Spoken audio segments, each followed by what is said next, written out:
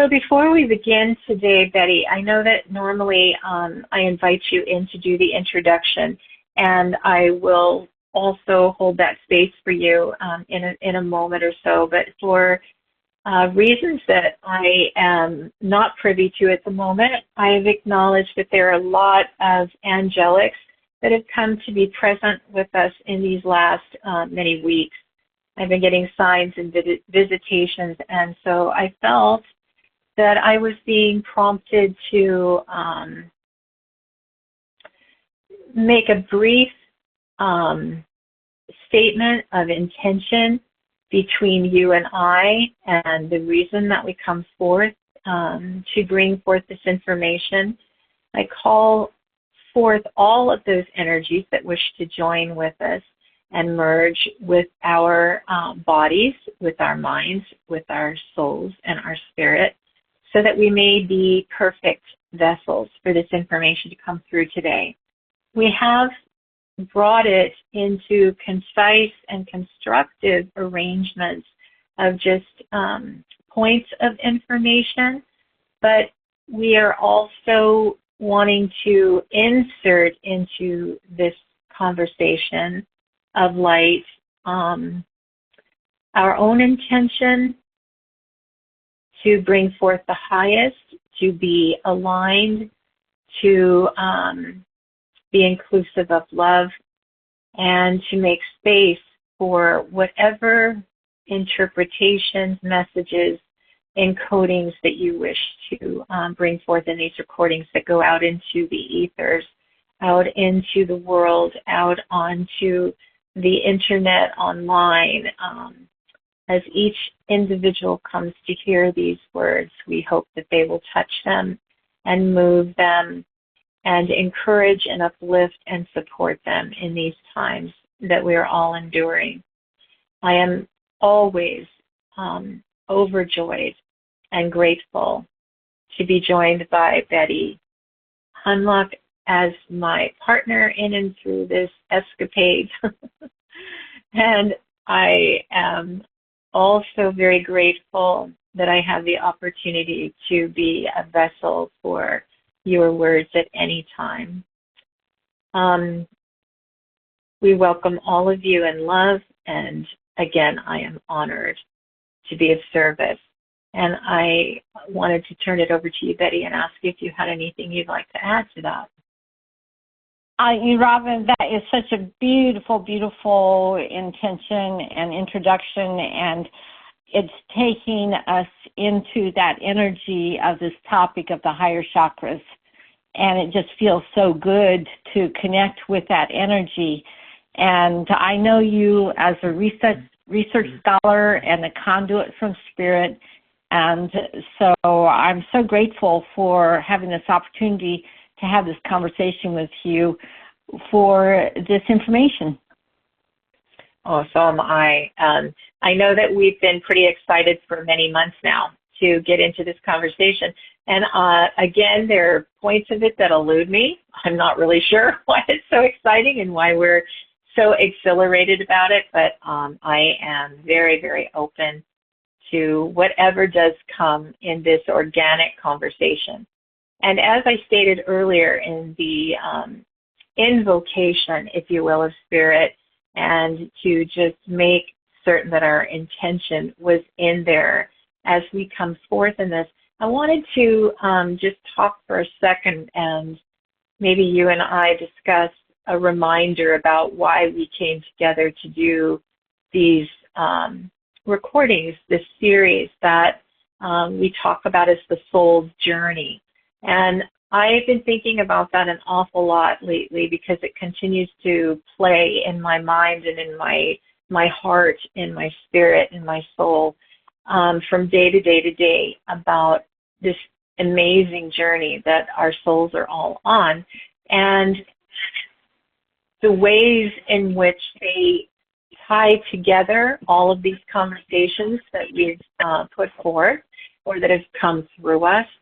We've managed to start to string them, if you will, or weave them all together so that they begin to overlay in what we might call a fabric of light, or a part of the journey of each of our souls as we move from our source point through our evolutionary process and eventually back to source itself.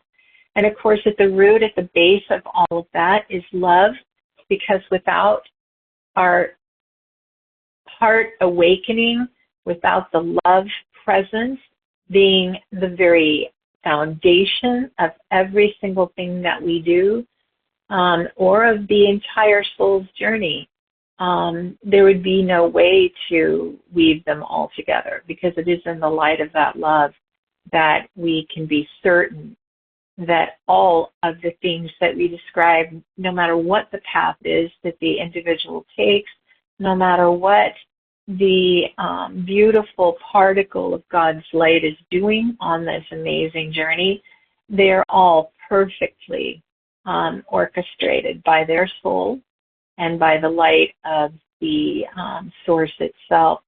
And so I think I'd like to just invite any insights or anything that you would like to say around that or bring into the conversation as what you are sensing or getting from our coming together to do this course, these conversations. I continue to see with each conversation at a deeper level, my sense is that we are really enjoying the opportunity to honor existence as a co-creator. And that's what's important in this space and time. We can harness those energies of source love to fuel our opportunity and say yes to that opportunity to continue to awaken to the greater experiences that we may have not even noticed. But now it's opening that window so we can see that brighter light, that brighter existence, that brighter life that we maybe have been sleeping through. So thank you, Robin.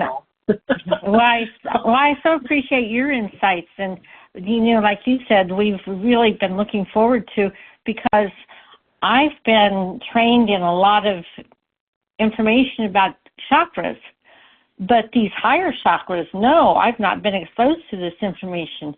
And it really feels like a breath of fresh air to even understand that they possibly have been here all along and we just haven't been exposed to them. So I see that as stepping stones to those higher lights. So. Yeah. Oh, cool. Well, that's absolutely true. It's so true that they've been with us all along. And I think one of the reasons that this is so exciting and maybe a bit more fulfilling to many of us and many of those that are going to come to hear this conversation is that we really have had the moment already where we've transcended that third dimensional experience, our lower chakras. We are definitely more evolved. We have had ascensions, perhaps not the one that people are continuously waiting for, but we'll talk a little bit about that too. And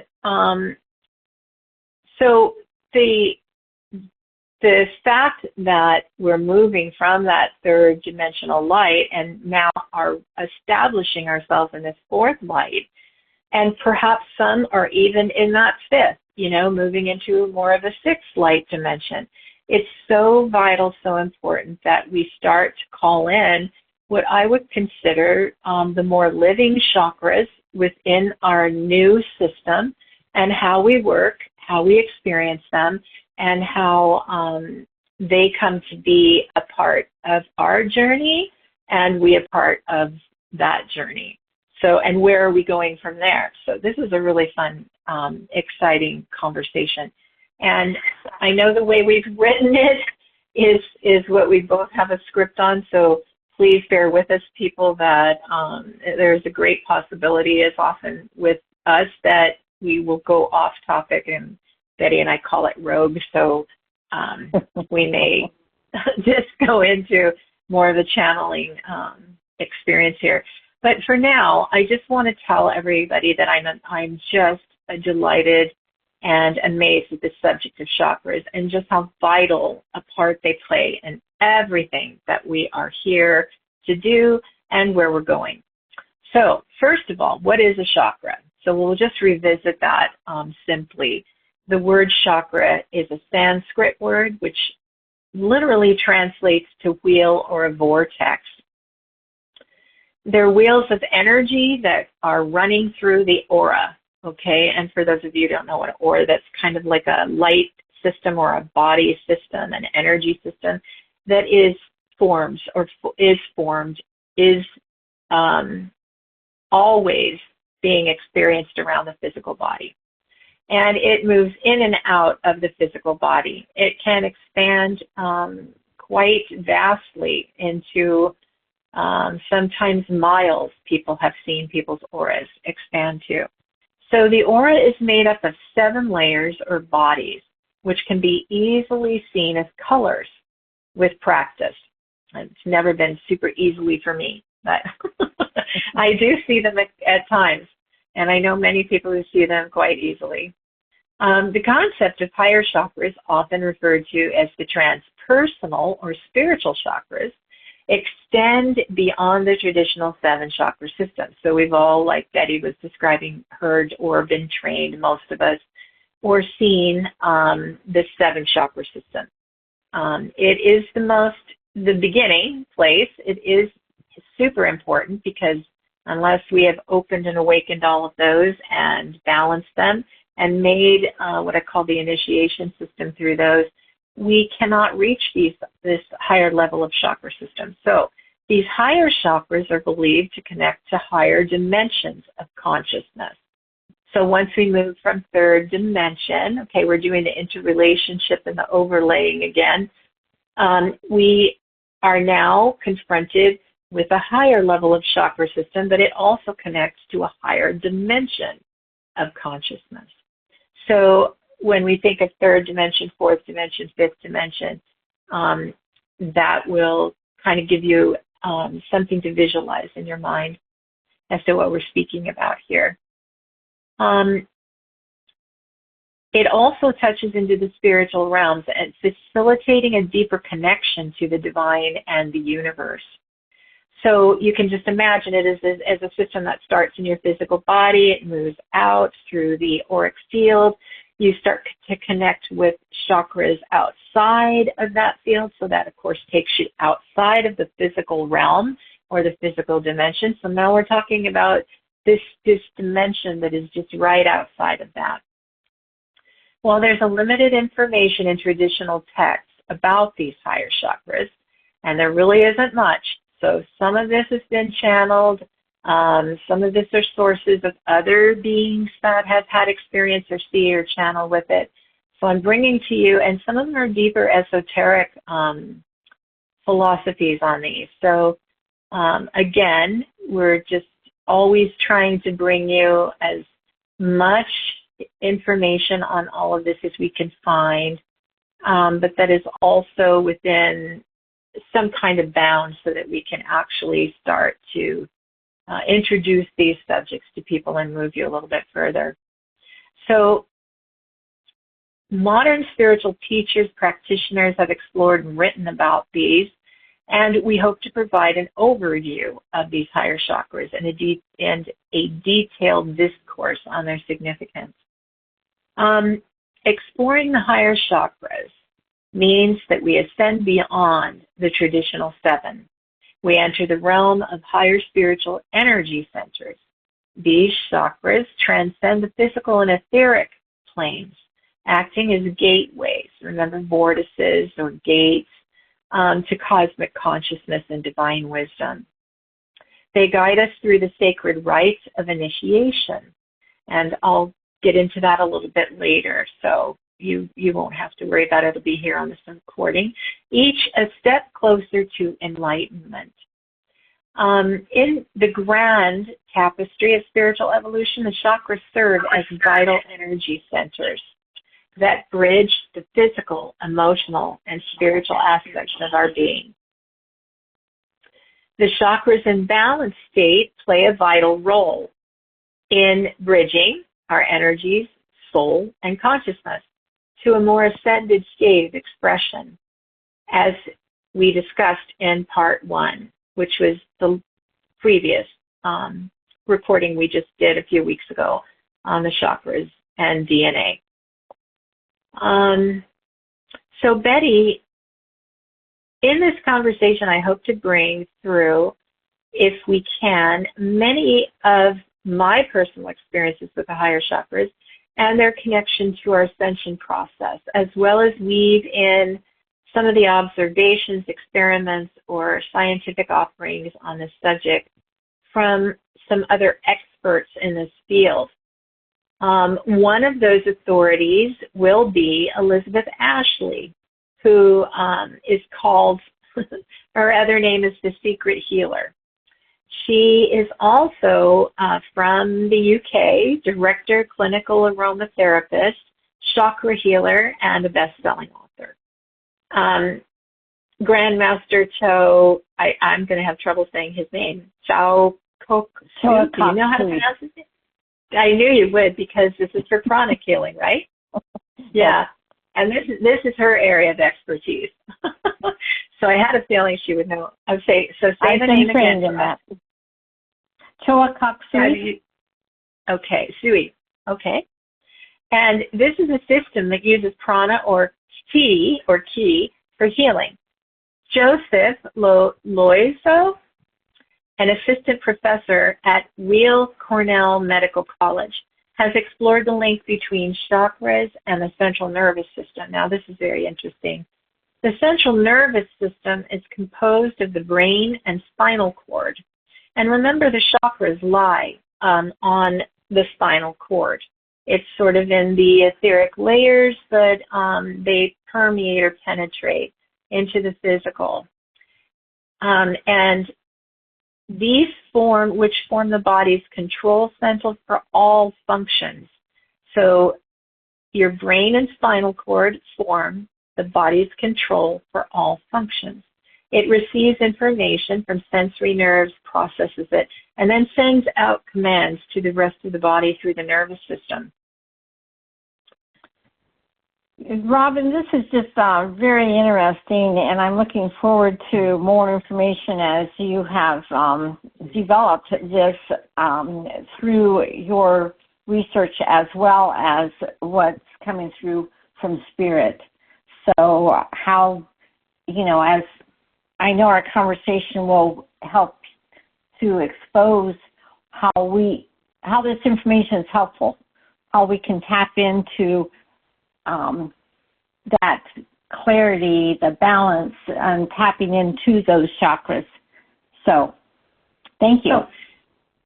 Well, sure. And it was a very interesting dive into this particular area for me, because I really hadn't come across some of these experts before. Most of mine has been through information that was brought in, or information in some classes that I've taken where we did the toning, and it would just move me into a natural state of it. So this is fascinating with the central nervous system, because it connects to so many processes in the human body, receiving and processing sensory information, such.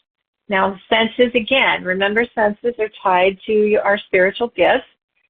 They can be a huge part of our awakening process in all ways and shapes that you can imagine. So the number one would be initiating motor responses. The central nervous system sends signals to muscles and glands, causing them to contract or release substances, leading to movements and other bodily functions. And remember, so we're talking about the interconnection between the chakra system, which sends signals to the brain through and the spine, through these vortices, or through the working with them, the spinning of them, the awakening of them, the movement of these chakras, and the expanding of them. So as we balance them, clean them out, work with them, tone them, get them up and spinning really powerfully within our bodies, these things are directly connected to these other systems in our physical self as we experience ourselves here in the third dimensional reality, in the physical body. So initiating motor responses, the nervous system sends signals to muscles and glands and can cause them to contract or release substances, leading to movements and other bodily functions. Number 2, the central nervous system combines information from different sources to coordinate complex behaviors. Number 3, controlling bodily functions. It can regulate various physiological processes, including breathing, heart rate, and digestion. Maintaining homeostasis. The central nervous system helps to maintain a stable internal environment by regulating factors like temperature, blood pressure, and blood sugar levels. Number 5, supporting higher cognitive functions. The central nervous system is responsible for thinking, learning, memory, and consciousness. So this is just absolutely fascinating to me because it just goes to convey and double down on the reasons that this work that we do through meditation, through balancing, through working with these vortices, these energy places in our bodies, and through the inner processes of turning in and calling through light, through breath, through love, these invocations, and perhaps that's why we were guided preceding this whole conversation to do sort of an intention and invocation of light, to be present in this experience, because it's absolutely vital to the ways in which we can heal, repair, strengthen, support, and bring balance to our physical bodies. The structure of the central nervous system is the brain. The brain is the control center for complex functions, including thought, memory, and emotions. The spinal cord acts as the communication pathway between the brain and the rest of the body. So, this central nervous system is so complex and highly organized as a system that is essential for all aspects of human life. The determination of these studies and these different professors and experts within these fields state that this is so. So again, why have I decided to include this in our conversation today? Some of you might think it has very little to do or can't find the connection, but I hope that you're starting to see the connection, because everything is connected. Everything is connected. There's an infinite oneness, a design, if you will, that runs through everything at every level in all of creation. We will talk about these patterns later, but for now, we're trying to lay the foundation of the vision for you so that you may be able to begin to envision, feel the connection, and where you fit into all of this. So the chakras, which are very real and exist in the etheric body, have been deduced to have great influence and connection to our central nervous system. Amazing. In this next bit of information, we consider how science has found a connection between our emotions and our chakra system, affected by our nervous system and chakras. Observations and studies of emotion and their connection to our DNA. So here we bring in the DNA now. So we have the nervous system, the chakra energy systems, and we have that working its way or showing us its connection into the physical body and into every single process that goes on with that. And now we have studies that are going to bring in this other consideration, which is the connection to our DNA. They have shown that emotions like love, praise, and gratitude can actually affect the DNA. For example, DNA placed in a vacuum, and this is a part of it that I understand to a point. I do understand, quantum mechanics and things like that, but this is an interesting study. I'd have to look into it more, and I hope that all of you do too. DNA placed in a vacuum with photons showed that the photons aligned with the DNA, suggesting a connection between physical and non-physical substances, a connection between etheric and matter, and spirit and physical. So just think about that for a second. Pretty crazy, huh, Betty? Well, this whole topic is so interesting to me from the standpoint that it ties everything together about how miraculous existence is. That, oh, yeah. How could, it's like you can't look at one thing without seeing how it's connected to another and how the whole package brings us into the wholeness. And then this topic of the higher chakras, which are the ones in the etheric field, are just an expansion from the physical. And we get so tied up into the physical that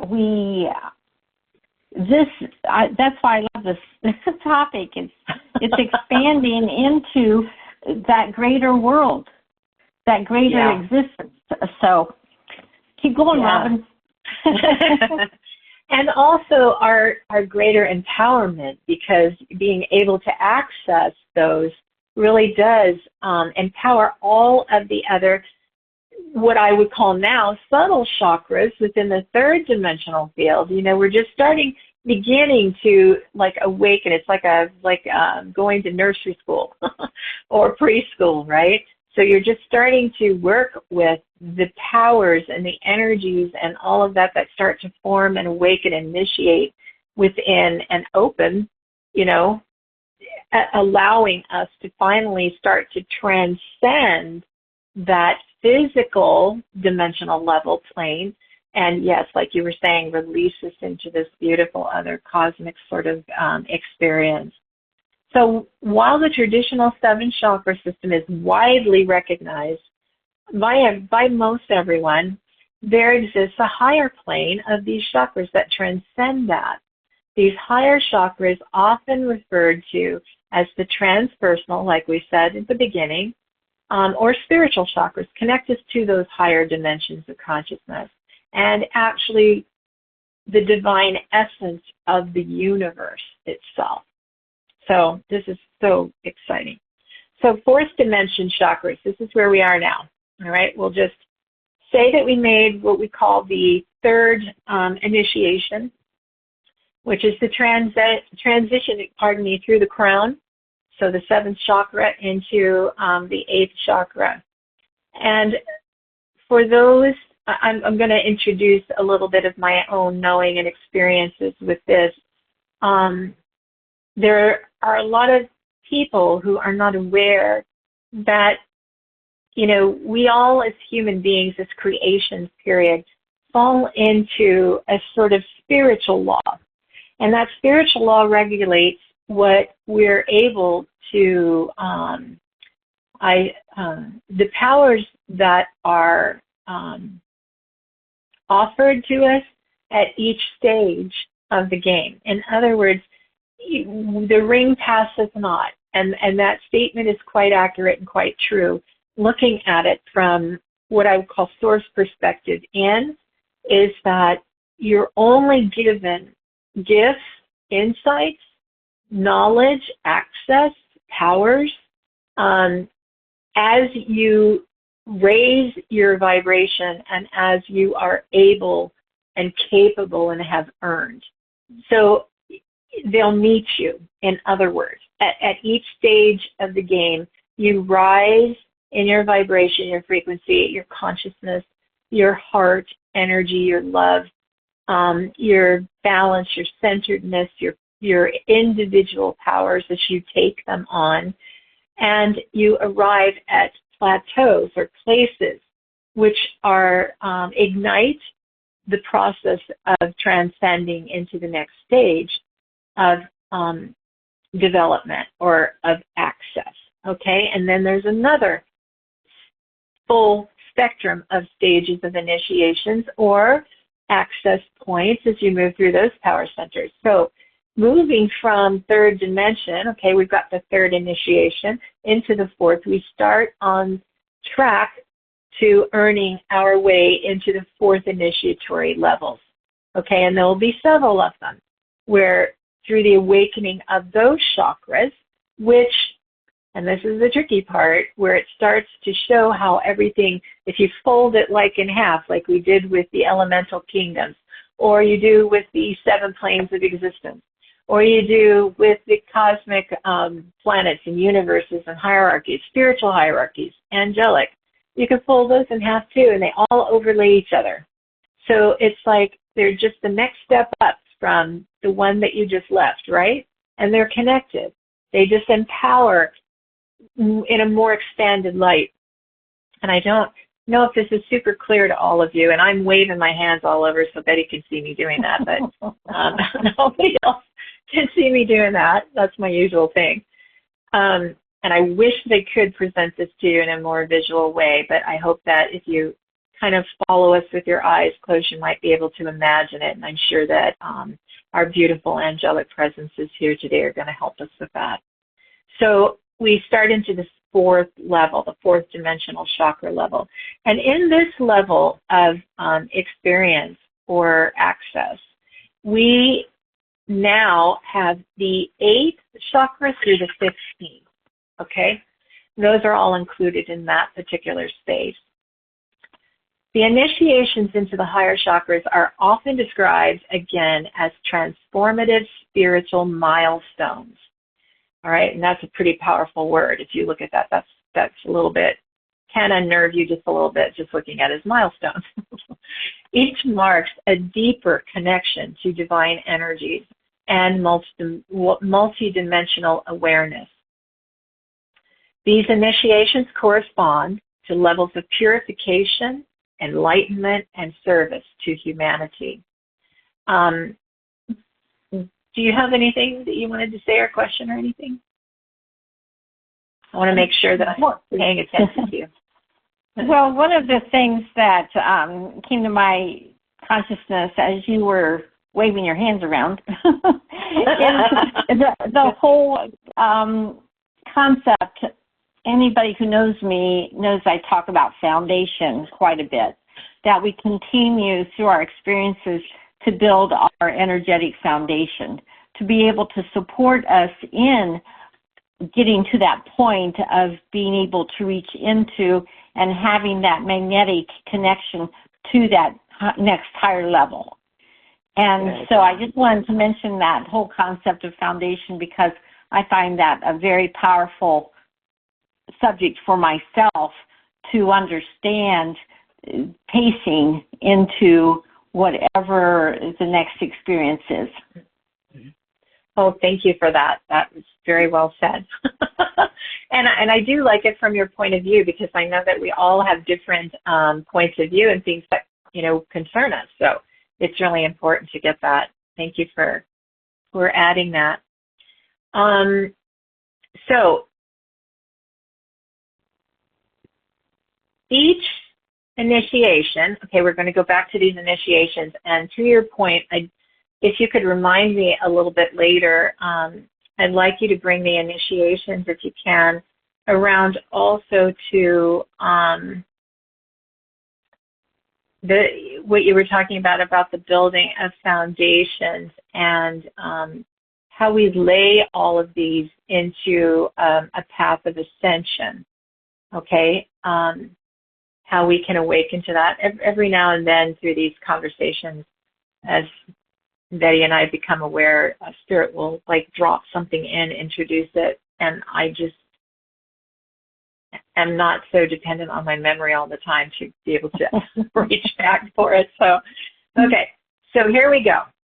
So these milestones are seen as steps toward ascension and the realization of one's divine potential. And this is another reason that it's super important. Again, these are tied to the ascension process, or, you know, in ancient days, they did call it initiations, and there's all kinds of different kinds of initiations, and people will see them differently, and other philosophies or paths of understanding have different names for all of these things. So I'm just going to read off really quickly, and then we'll describe each of these more thoroughly in greater length. Chakra number 8 is called the higher chakra, okay? Number 9, atomic doorway. And if you want, you can make note of these, but they, again, will be talked about more as we go along here. Number 10, solar star chakra.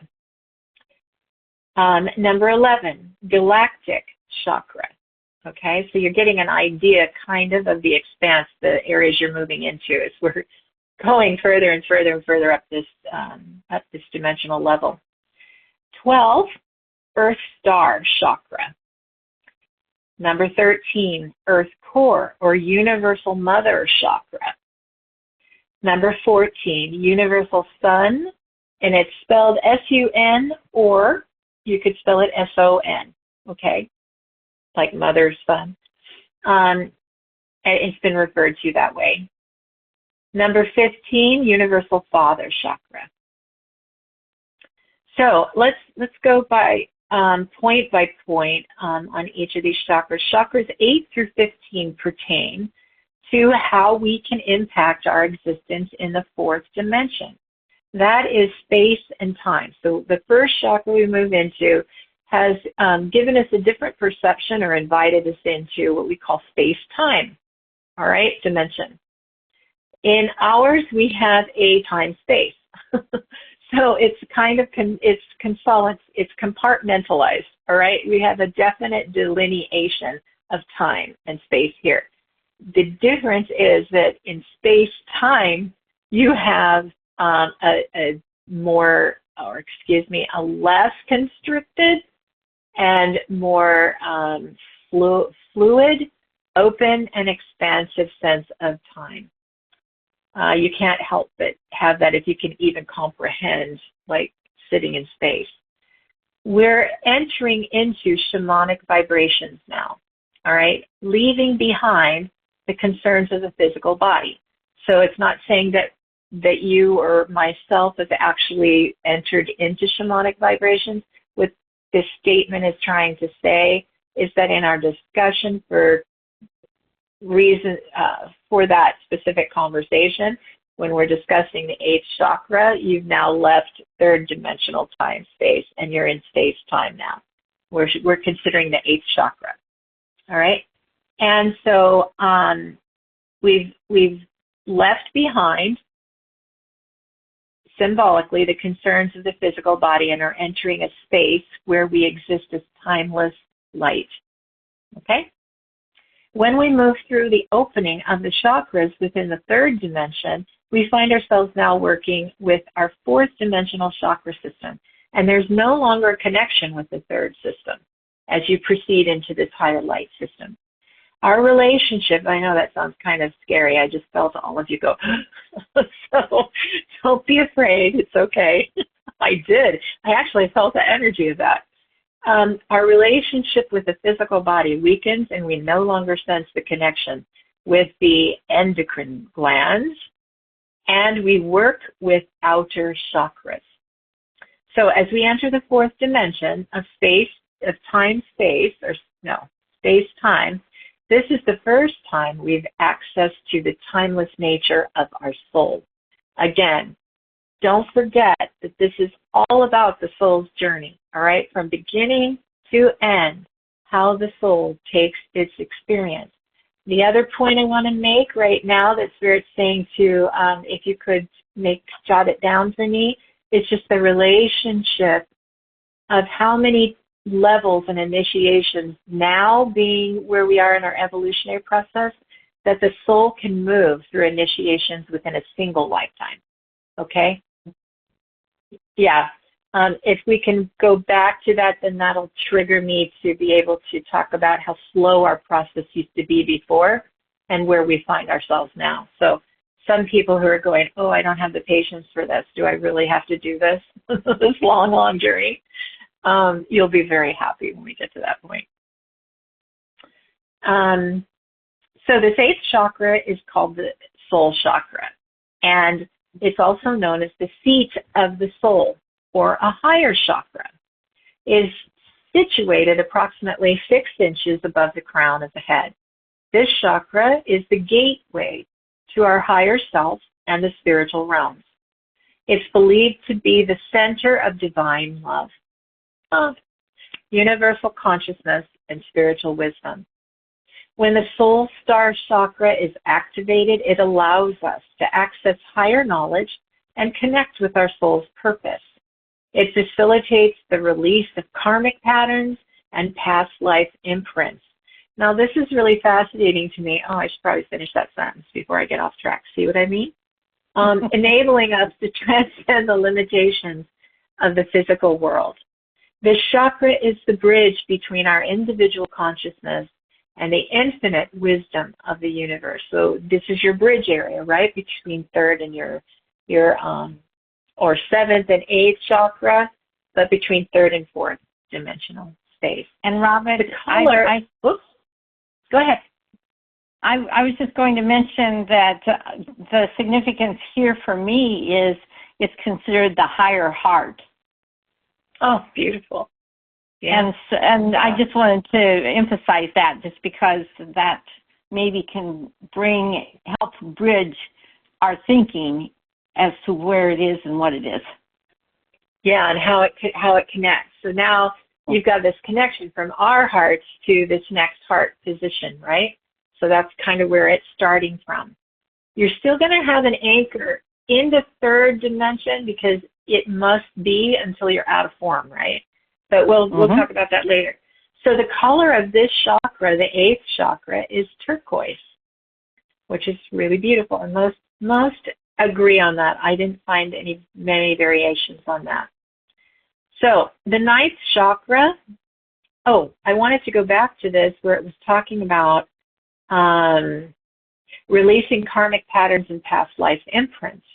Okay, this is came into my mind that there's a lot of work that has been being done in the last decade, okay, and especially over the last several years, where there's been a resurgence, a new revitalized or resurrected interest, if you will, on past life experiences and karma.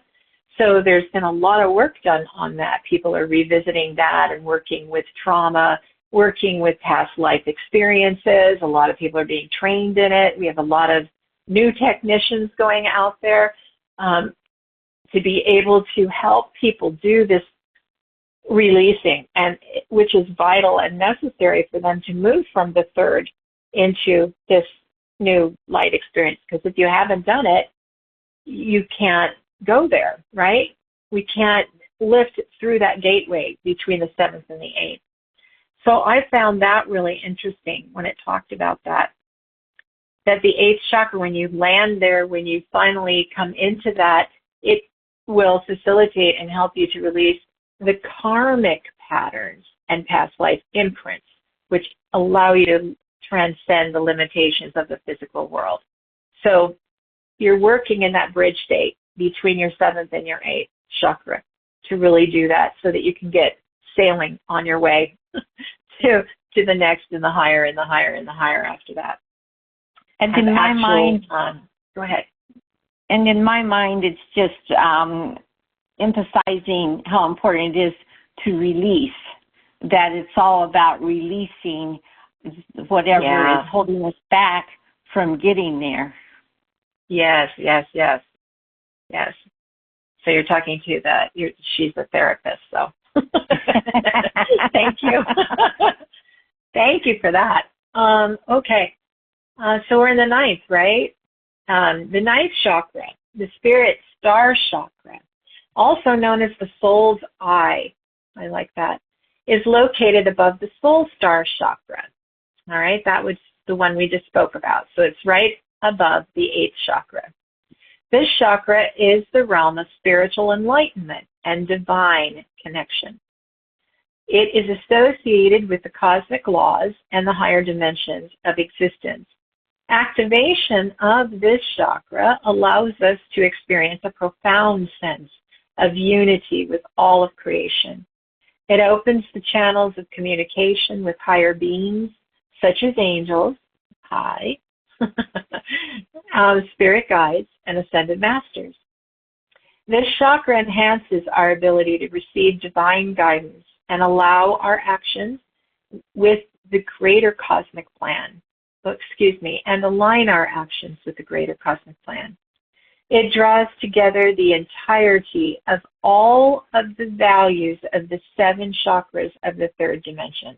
So everything is contained. It'll pull all that understanding, all that learning, all that energy, all of this awareness from the lower chakras into this place so that you can hold it and use it as a greater cosmic plan. It'll fit.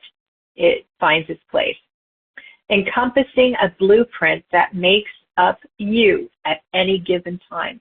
So this is where all of you to this point kind of comes together. And that's why you feel the divine connection and this unity within the chakra. So cool. And also, I'm going to just throw it out there and we can all just kind of go crazy or go, at it later. But it's also the place where, as well as everything that comes together from the lower chakras into the space, we, for the first time in this unity, in this divine awareness, begin to understand the oneness and unity with those higher beings, angelic presences, spirit guides, and ascended masters, that they are all us and we are them.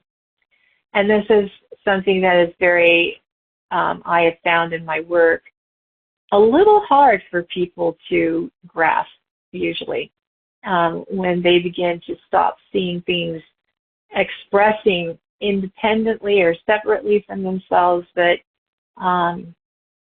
to start to play with the acceptance, the awareness, the surrender to a higher understanding of this oneness, how it's always been you expressing to you because it's part of your overlight. And our overlight is accessible how? Through our connection and our awakening and our opening of those gateways, those stargates, those chakra systems. So it's just so all related and all cool. I love this. Robin, I wanted to just mention that with this, I am one of those who had a hard time understanding that, because in my private sessions with you, that energy was so high and it would bring me to tears. And as you would explain, it's like my mind had a real hard time. It's taken me a long time to understand that reflection, that connection, that we are them, they are us, we are all one. And that just really hits me in my heart, because I know my experiences have led me to that acceptance, although the mind continues to try to wrap itself around the concept. So it's just a wonderful experience to be in that space and to feel it and to honor that and to honor the self within that. Yeah. Oh, that's so sweet. That's really beautifully put. And also understandable. And by no means do we have any judgment on those of you who wish to continue to play with the masters and guides and teachers and all of them in the uniqueness of of them showing themselves in an individual light either, as long as we're aware and we understand. And you can't help but be. Once again, it's like you can't be anywhere you're not. That's my favorite saying, right? Everybody gets sick of me saying this. Well, maybe most people get sick of me saying that. So, but when you hit that ninth level, and think about 9 as completion, right? Again, in numerology, it's the number 9 means completion. So you've arrived, right? So we've done this unification. You really can, at that point, you can make the conscious choice and decision to continue to play with that, because you enjoy them. It's kind of like saying, I want to continue to play with a loved one that may have left already, but do you love their personality? You love them. You know that they're more than that. You know they're not gone. You know that they're a greater part of a greater expression, and that's not really all or who they are in total, but that was an expression of them that you loved and that you have a special connection with. That's kind of how these beings are to us when you hit this 9th level, because you can't not know when you're there that they are one with you, but you can choose to continue, right? Just like when you know that this life isn't all there is for you, that you are your I am or your light self or your soul truly expressing or facilitating through a human, beautiful human expression of yourself in the human world, in the earth or physical reality, but that's not all that you are. You can still say, but I can come back and I enjoy playing in that reality. I love being with people. I love participating in it or journeying in it. You can do anything you want to do. So, but it's kind of saying that once you hit this place, it's not a matter of struggling to remember that or stay there. It just happens because you can't move into it unless it does happen, right? Unless you have formed an understanding and embrace of the oneness that is you. You don't forget that anymore. And so there's a different communication, a different relationship.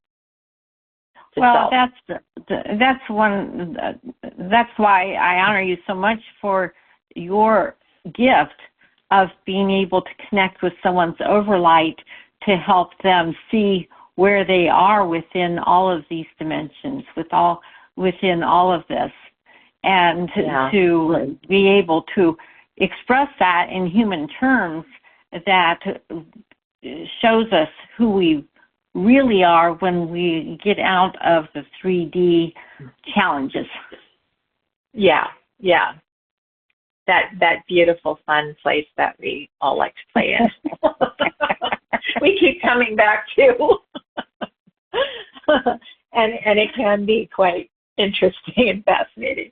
So you can usually find that this chakra, the 9th chakra, called the Spirit Star Chakra, is about 8 to 10 inches above the 8th chakra. So this is the gateway to other universes.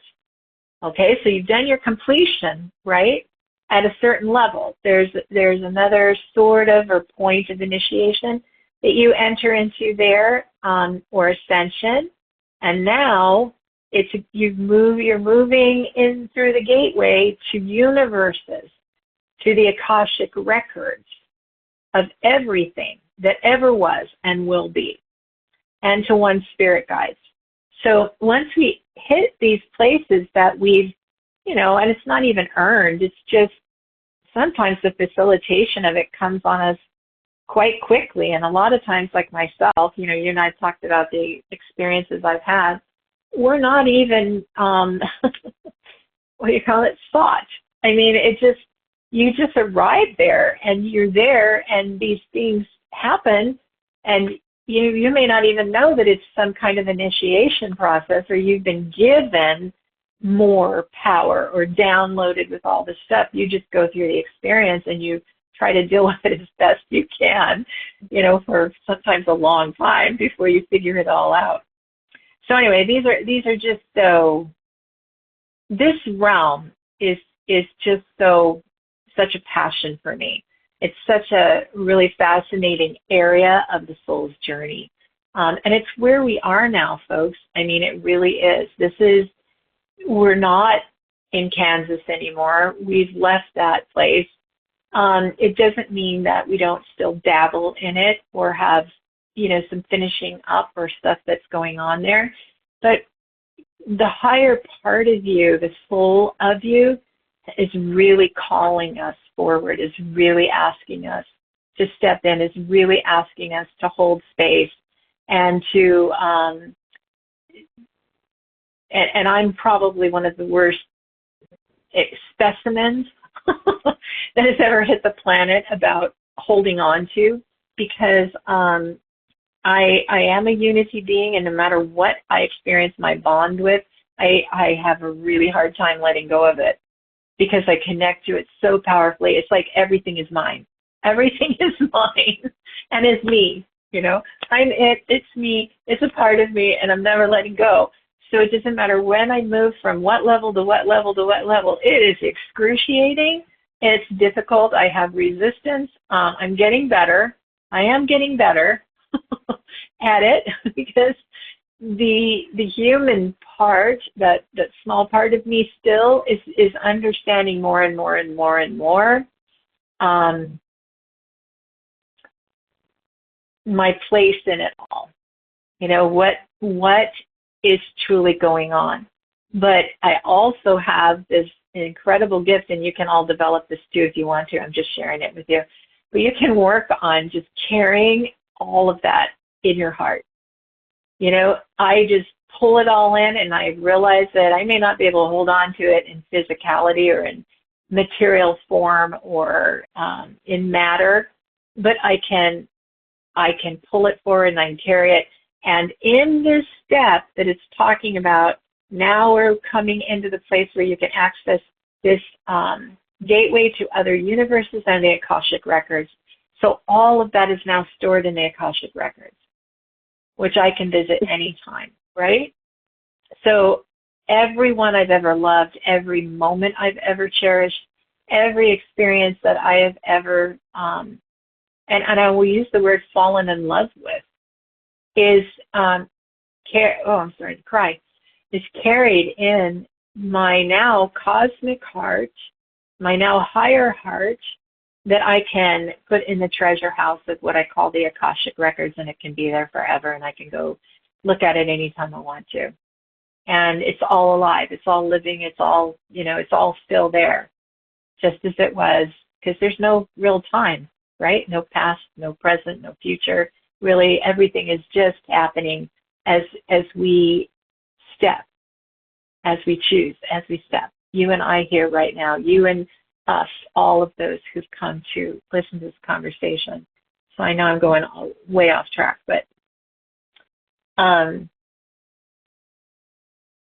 for those of you who are like me and may have trouble letting go, resisting, moving on, like you were talking about, the letting go can be of trauma, can be of bad things, can be of all of that. But the hardest thing for me is letting go of all the good things, right? It's all the things I love. That's what I have trouble letting go of. So just like I still have trouble letting go of source. So I'm getting it from both directions. And it meets me in the middle. And at some point your consciousness catches up. Your vibration catches up with the consciousness, and you understand and you have the awareness, and you just kind of go, okay. And I know it sounds neurotic, because sometimes I can be a little bit that way. But today I'm here with all of you, and the next one I want to talk about. So as we move into this, first of all, the color for that chakra is green. That's the 9th chakra, the spirit star chakra, which is so incredible. The soul's eye, they call it. And it's usually located, again, 8 to 10 inches above the 8th chakra. That chakra acts like a transformer, drawing information from the plant world and siphoning it down through the crown into our reality into us. It is through this chakra that rather than simply feeling a sense of community with one's fellow man, see, we start to acknowledge that other forms of life might be useful allies too. So you just start to develop this real oneness. Again, the green, it's the color green. The 10th chakra, the galactic chakra, this is really interesting, is often referred to as the universe chakra. This one is situated above the spirit star chakra, the one we just spoke of, which is 8 to 10 inches above the 8th. So now this one is right above that. This chakra connects us to the vast expanse of the cosmos and the collective consciousness of all beings. It is the center of interstellar communication and cosmic awareness. So it sounds rather telepathic. And for any of you who can't see Betty's background, she's got this like spaceship behind her today. So I think that's so super appropriate. We've never done that before. When the galactic chakra is awakened, it allows us to transcend the boundaries of time and space. We gain access to the wisdom of the stars and the collective knowledge of advanced civilizations. Sounds kind of cool, doesn't it? Oh, yeah. This chakra, yeah, I bet. Oh, yes. This chakra fosters a deep sense of interconnectedness and harmony with the universe, guiding us towards our role in the cosmic tapestry. The 8th and 9th chakras, this is super interesting, and you could kind of feel the energy of it as we were introducing it too. The 8th and 9th chakras, surprisingly, climbed above our heads, but the 10th that we're speaking of now is found below the feet. So it's like a grounded more, so we've got this, it comes up, and then you're taken down again into, well, not really taken down, but you know what I'm saying? That's the position it's carrying. So it's a grounding, different kind of energy. Work downwards from chakra 0, which I am going to say is probably the one at the bottom of the feet, the soul star chakra that we spoke of in the 7 chakra systems. You know, you have your root chakra, but there's one at the very bottom of the feet. We never discussed it. We only took into consideration the 7 last time. But there's a 0 point. So this, if you take it below that, that's where the chakra sits. Oops. When the fourth dimension chakras begin to activate, they will eventually take the place of those in the 3rd,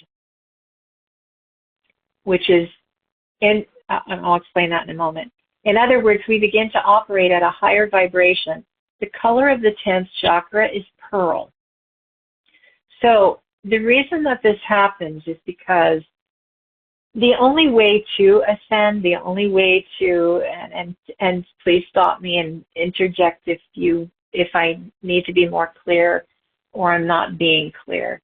When we process through 3rd dimensional experience, and we've all talked about this, everybody knows, or most that will be drawn to this conversation, know that we've been discussing the ascension process for how long now?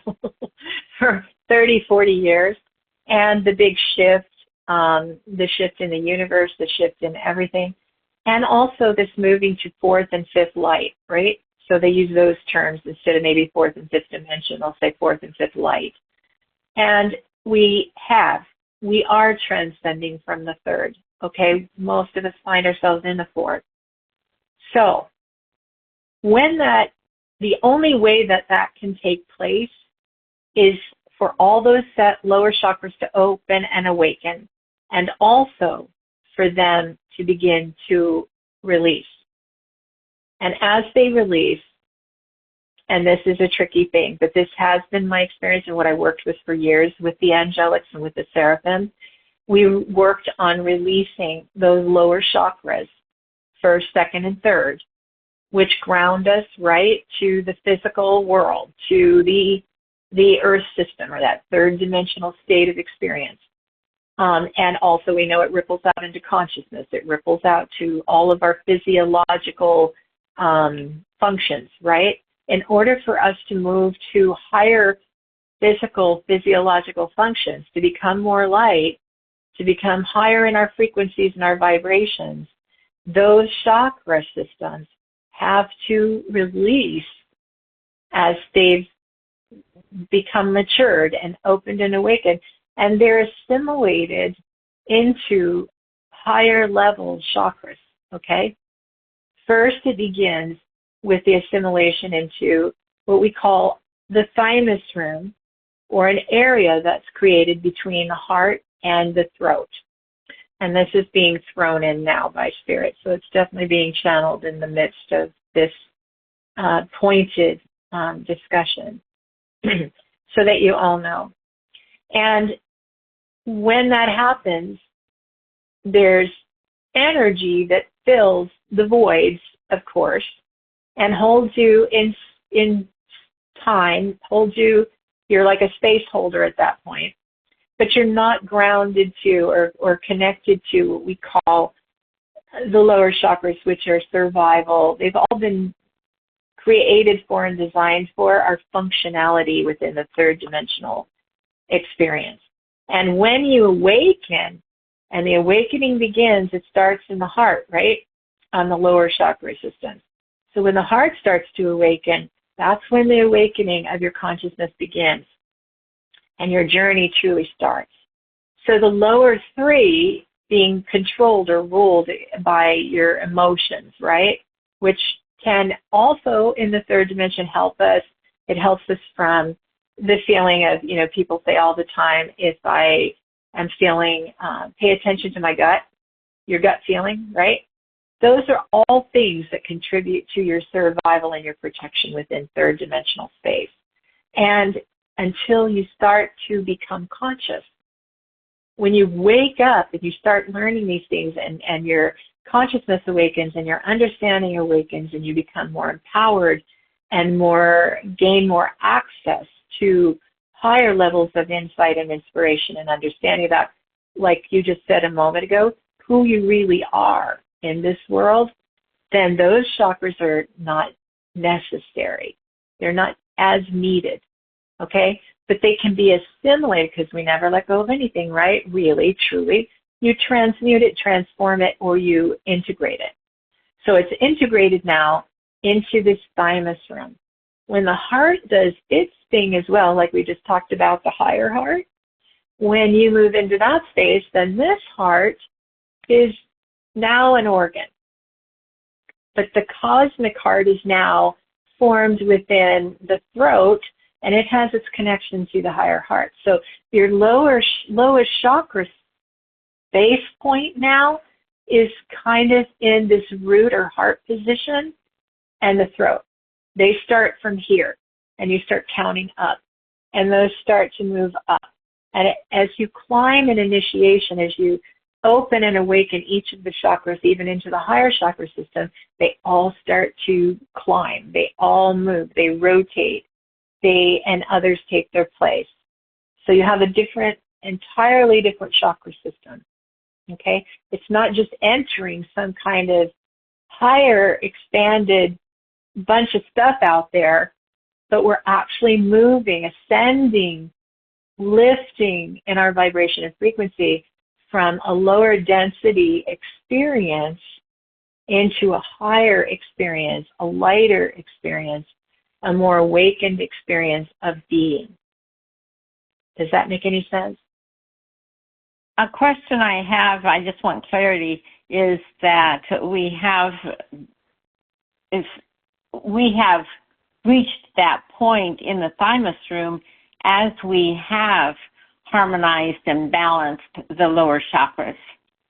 And some of us are in that space as we are continuing our emergence and awakening, and some of us have gotten there. But as we get there, then the collective can raise up for everybody else to to support that. It's like a tipping point. Yes.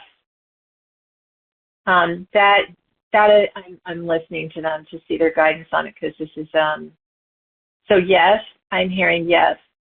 The other thing that is probably happening a lot right now that hasn't been talked about a lot is a lot of the dysfunction that you're seeing now is that pretty much humanity itself has come into that place, but they are having huge, massive distortions and malfunctions, was the word they're using, in their energetic and body systems in those lower 3 chakra areas, because they haven't integrated the heart. Okay. Okay, so until the heart is open, the energies can begin to start, they can move, but they get blocked and trapped and mutated and distorted in that whole area. So then their lower chakras are all functioning erratically. That's how you get, the chaos, the anger, the confusion, the sexual, I don't want to say deviancy, because I don't believe that's what it is. I think we're having an evolutionary experience with a lot of that, but they don't know, it's not being expressed healthfully, okay? There's a lot, it's unhealthy expressions, distortions, misunderstandings, the emotional turmoils with, erratic behavior and aggressiveness and bipolar experiences and chemical dependencies. All of that stuff gets so blocked up if this initiation with the heart, their heart in their bodies has not opened. If that gateway, if they don't come to that place, so that was a lot of why I came here, was that's basically the work that I center on and I focus on, is getting people into their heart. Okay, all of the other powers, everything else, they have, and it's a process, and your soul will guide you right through it. But if you can't come into love, if you can't open that, and it hurts. I mean, it can be, because you can feel it in the throat too when this is blocked. This will become excruciating. They can't voice, they can't express, and when they can't express, then it blocks, it pushes back, and everything is distortion. All the lower experiences or chakras set up to be interrelated with the physical world just go crazy. Their energies are, really, really, really erratic, and everything is dysfunctional. Does that make sense? It makes a lot of sense, and I so appreciate Spirit coming through you to explain that, because this is a big,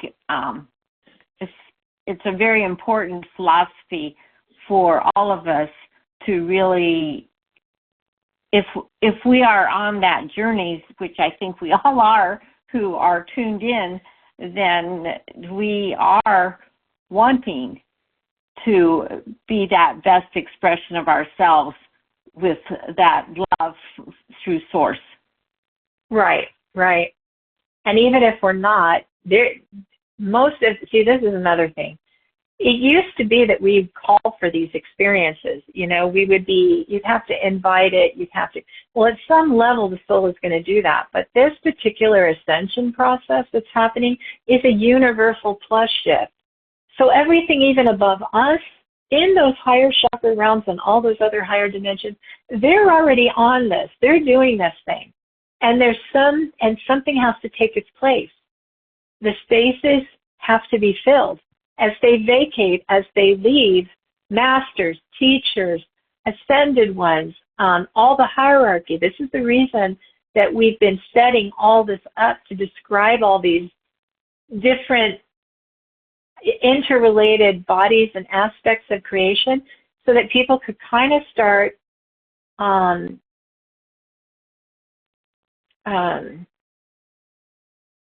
awakening to them all. And in that, even without them having to consciously work at it or do it, they're starting to, that light, the whole of the creator cosmic light, the role of ascension, the process of natural light evolution, and the blueprint that's out there for all life right now starts to awaken them, whether they've called for it, know about it, have worked at it or not, because it's going to happen. It's playing on them. It's pushing on the whole world, and everyone can see it now. It's pushing on, it's trying to get out into our galactic realms, right? We're talking about that galactic chakra, right? It's trying to get into that arena, into that energy, into that area. That's where our consciousness is sort of moving and going, and we're sort of looking there, and it's becoming more and more and more normal and every day. It's because we are, as humans, part of that, that natural process. It's just taking us. And our souls are in charge. They know what they're doing, and they're going, okay, well, I know that she's not that awake right now, but, we'll do what we can do to help her to assimilate as best she can without losing her physical body or his physical body, right? We need it. So we'll try and make it as easy as we can, these shifts that they're going through. But they're going to go through these initiations. They're going to be drawn by the energy of it. And the problem is, how hard is it going to be on them? How difficult is it going to be if they don't wake up, if they don't release easily, if there's a great, enormous amount of energy around resistance, right, within the human, or in that identity part of our personality. So I know that that's a super other subject and kind of complex, but it sort of isn't, because, again, this is all tied in together. It's all related. And it's important to know the reason that we're just calling on all these and talking about them is because they do exist. They do happen. They've always happened. People have talked about these things and written about them since, humans could write, and it isn't anything new. So I feel in the light of me that our guidance has been to bring it through, because it is instructed by light, because it was given to humanity for some reason, right? That we be aware that in maybe older vibrational times, they may have had to work at this for lifetimes and lifetimes and lifetimes, and try to accomplish one initiation maybe in lifetimes and lifetimes and lifetimes, because of the death process, and because we were less conscious and there was less available to us at that time. So now those things, and I told you I'd get around to readdressing it, thank you. So now we can do it much, much quicker, because not only have we elevated in vibration, have we released in what I call a larger comprehensive collective, right? Because there's so many more of us that know and are sort of aware of what we're doing and how we're doing it. And we've been doing all this inner releasing work and this purging work and this letting go. We've been screaming and yelling and crying for, decades now about everything, trying every which way to heal ourselves, that we've made this process much more available to actually anchor in what they call the completion of initiations in one lifetime more often. So we might get through them much quicker, but they do have to anchor into a lifetime. And that is, like I said, a very complex thing, but it does refer back to when we did our conversations on the soul and how it can incarnate several times into one body in a lifetime. So anyway, that's I hope that helps to clarify that a little bit? It's really, I think that it's very clear, and it also takes the pressure off because knowing that light is doing its work, our souls know what they're doing, and we just can ride the wave however the brain and mind want to know, or like to, this one anyhow, likes to understand. I know. Oh gosh, and that was a perfect word, that phrase, ride the wave. That's exactly, they just went thumbs up on that one. That's it. We're pretty fortunate, really. And it doesn't mean in all cases, because there may be some other lives we have to, go sideways or back up a little bit or come into something to actually finish the anchoring. Something gets cut short, or you didn't quite accomplish it, or who knows. But, that's a very, very complex conversation that we can have maybe another time someday. So let's move on. And we'll get through most. I think we're getting kind of close, so this is good. You see where I was. We're on the 11th chakra now. We're on the 11th? Okay. Yeah. So the 11th chakra is the universal chakra, and it's also known as the stellar gateway. This is so cool. It's located above the galactic chakra, the one we just left, and it is the portal to the multiverse. This sounds like an Avengers movie. The portal to the multiverse and the higher dimensions of existence. It is the center of divine creation and limitless potential. Ooh. Activation of the universal chakra allows us to tap into the infinite energy of the universe. It enhances our ability to manifest our desires and co-create with the divine. Co-create. We've all heard that phrase, and we've been working with that for, I guess decades too, maybe even lifetimes, and becoming co-creators. So here we are in this chakra, at this level, the universal chakra stellar gateway. We are now working with this energy. This chakra empowers us to embrace our true nature as divine beings and to realize our highest potential. Chakras 11 and 12 are located in the palms of the hands. I thought that was super interesting too. Yes, that's very fascinating. Yeah.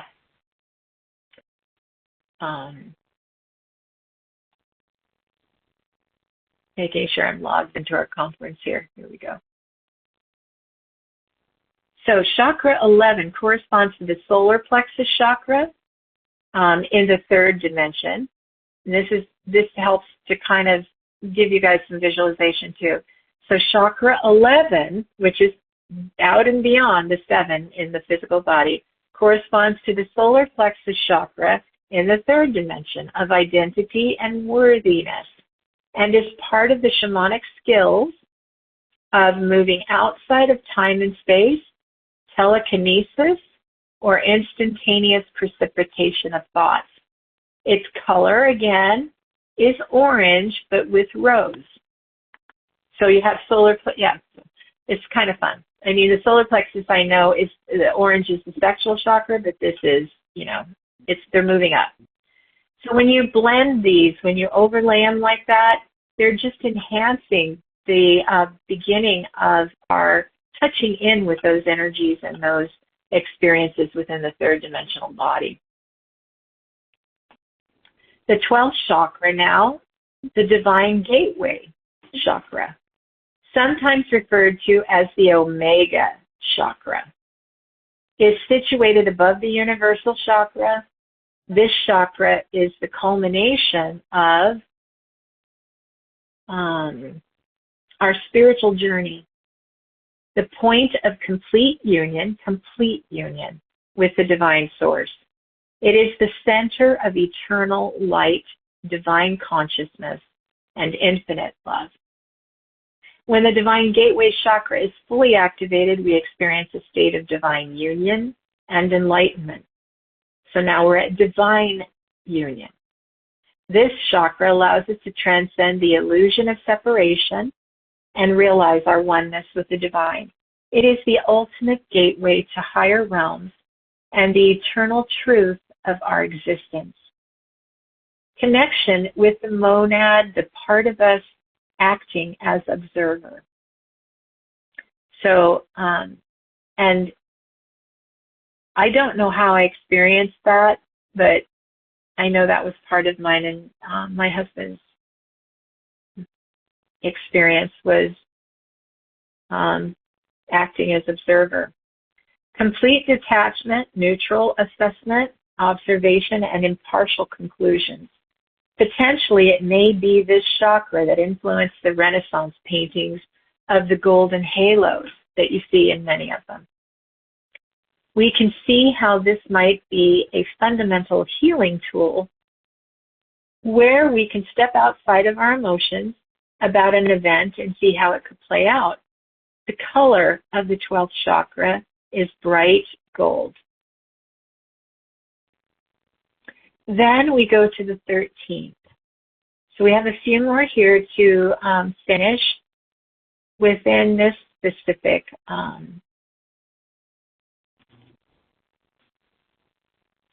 set of dimensional chakras. Did I say the 14th or 15th? Well, you said this next one is the 13th. Okay, 13th, I got it, which makes perfect sense. Number 13 would be the Earth Core or Universal Mother Chakra. And we know that divine energy in numerology and usually in any kind of goddess lore is 13. That is the number. So I think that's pretty cool. It's a profound energy center that connects deeply to the Earth's core and the universal divine feminine energy. It is associated with the aquamarine ray and is located below the feet. Extending into the Earth's energetic field, this chakra is believed to anchor the individual's energy system to the planet, fostering grounding, stability, and harmonious collection of with Gaia, connection with Gaia, or Mother Earth. The activation of the Earth Core chakra is said to ignite the Mother Ark's blue ray, which aligns with higher dimensions and universal portals. This process is considered a sacred initiation, enabling access to advanced spiritual realms and facilitating the integration of divine feminine principles within the light body. And I know I'm reading on here. I've added these three. I don't think you have those on your thing, but the next one is 14th chakra would be Universal Sun or Sun, S-O-N chakra, and is a radiant energy center that bridges personal energy with cosmic consciousness. Positioned slightly above the solar plexus chakra, it's associated with a golden light that symbolizes unity, spiritual expansion, and enlightenment. This chakra connects us to the universe's abundant energy and wisdom, inspiring an open-hearted connection with all living beings. When it's activated, the Universal Sun chakra is believed to amplify spiritual awareness, renew inner strength, and align the individual with the universal flow of energy. Sometimes, now I've had also some experiences with what I call reconstituting people's lights or the soul light within an individual. When I would do this work, this is the energy of the, chakra energy or the core energy that I would work with and bring in. So I think that's pretty interesting too. Because it does, I had never read what it did before, but I'm familiar with the energy and the color. And it does amplify spiritual awareness, renewed strength, inner strength, and aligns the individual with universal flow of energy again. It serves as a channel to higher realms, fostering intuitive insights and a profound sense of purpose. Practices like sunlight meditation and golden light visualization are often used to awaken this energy center. The last one here in that grouping, and I can see the reason that these kind of fell off the original writings that I did were because you've got mother, son, and father chakras here. So there's your trinity that a lot of people refer to, but they're also very complete and necessary. And they're the ones that anchor into and seem to be affiliated more with the earth experience as they describe them. So 15, chakra 15, universal father chakra, is a profound energy center that connects the universal father ray. It's described as pale magenta in color and located, oh, that's what I was seeing all over you that day, and located in deep space. There we are again. Beneath the earth and the body. This chakra embodies the cosmic Holy Father principle, representing divine masculine energy, and the solar rishi aspects of the amethyst order. Now, because I didn't understand what this was, I had to look it up. It is, I'm just going to read to you solar rishi, which is really interesting. It is, solar rishi are described as the first triad of light manifestation within the universal trinity. See, Father, Mother, and Son. Originating from the God source field, they embody the threefold founder flame, which includes the emerald order, blue flame, gold order, gold flame, and amethyst order, violet flame. These cosmic beings are said to exist in pre-matter dimensions and serve as the foundational consciousness from which all biological forms are created across harmonic universes. The solar rishi are believed to play a pivotal role in spiritual evolution, supporting humanity's ascension and alignment with the law of one. Their return to the matter worlds is considered a significant event, bringing profound structural changes and spiritual initiation to the planetary and individual consciousness. Activation of this chakra is believed to ignite the pale magenta violet ray, harmonizing with the mother's aqua ray and integrating higher dimensional energies. It is said to elevate the individual beyond lower density energies, aligning them with the cosmic blueprint and protecting them from universal polarity issues in the material world. That is a lot. I know that we covered in the last conversation a lot of the ways to unlock and to give access, for us to gain access to all of these chakra systems. I would like to refer you all back to that recording on our website at www.embracingsource.com and go to the events page to find the recording on chakras, DNA, and ascension.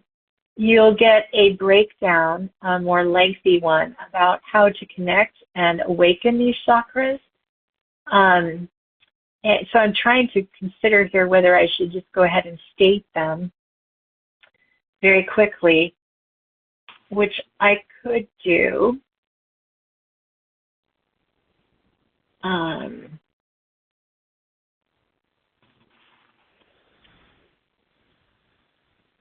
And I think I will just really quick. We'll make those points, and then we'll probably conclude for today and take in the other higher chakras another time. What do you think? Do we have time, Betty? I think that sounds really good. In fact, we might want to go ahead and just have these processes done as a separate recording that anybody can come back to, like we do, or you do for some of the meditations. Okay. And I would like to invite them to come back because this will continue on. I also want to bring in ascension and initiation levels, so we'll talk a lot about the initiations, when they happen, where they happen, and what chakras they happen at, and what the initiations are actually. Also, we will get into the next level of chakras above that. So I'll be able to give you a little bit of information on that as well. And we can talk a little bit about those. So for today, is there something you would like to add at this point on any of those that I can help with? Robin, there's just so much information here, and listening to it and continuing to listen to it, I'm going to understand more, which is always my joy. Yeah. It is a joy. Again, I'm not trying to sell anything here because there's really nothing for sale in any of at the website except for the offer to any private sessions or individual work that you may want to do one-on-one with myself. But there are many, many recordings that might be of interest to you. And if any of you have lost them or you haven't come across them, we've posted them on YouTube under The Journey of the Soul, and it would be under Embracing Source or my name sometimes. But you can always go to our website, which is www.embracingsource, all one word, .com. And again, you can navigate your way through the website. I'd love for you to enjoy it and just peruse through it, or go to the events page and you'll find all of the recordings that we've done right there at your convenience. So these stages represent continuous expansion.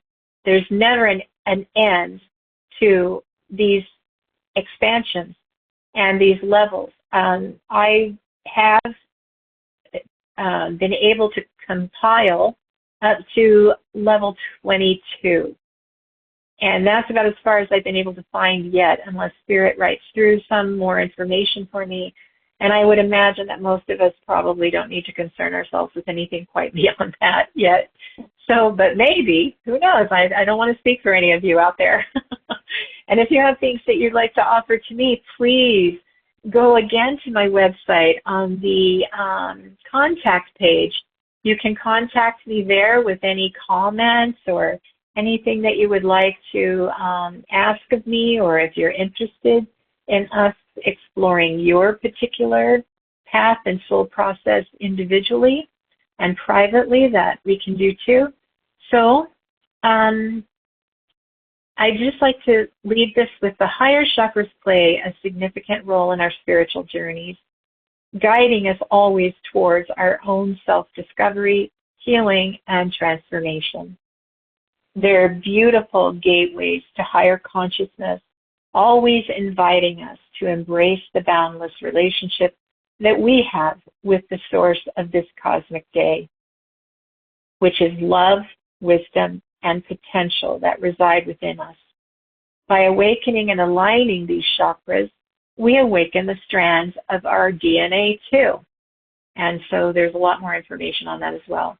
And transcend the limitations of the human experience, ultimately realizing our oneness with the divine and the interconnectedness of all creation. As we embark on this journey together of awakening the higher chakras, we may open our hearts and our minds to the infinite possibilities of the universe. Let us embrace the divine light that flows through these sacred centers and walk the path of spiritual ascension with grace, gratitude, and unwavering faith. I hope this introduction serves as a powerful and inspiring entry point into the exploration of higher chakras and their significance in our spiritual evolution. And I give great gratitude and thanks to my beautiful partner, Betty, and am so delighted for her wisdom and experience and the ways in which she brings